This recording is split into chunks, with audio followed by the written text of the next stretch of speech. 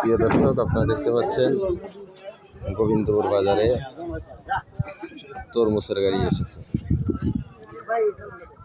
এক গাড়ি তরমুজ নিয়ে আসছে ব্যাপারী ভাই। এই মুহূর্তে তরমুজ নামানো হলো, আপনারা স্ক্রিনে দেখতে পাচ্ছেন অনেকগুলো তরমুজ কিন্তু নামাইছে। তরমুজ নামানো দেখতে কিন্তু অনেক দর্শক কিন্তু এখানে হাজির হয়েছে। চার সাইড আপনারা দেখতে পাচ্ছেন, চতুর্দিকে শুধু দর্শক তরমুজ নামানো দেখলে গাড়ি থেকে কিন্তু তরমুজ নামানো হলো। আপনারা দেখতে পাচ্ছেন অনেকগুলো তরমুজ কিন্তু নামানো হয়েছে। 30 টাকা কেজি করে বিক্রি করছে। আপনারা স্ক্রিনে দেখতে পাচ্ছেন গোবিন্দপুর বাজার, 30 টাকা কেজি তরমুজ।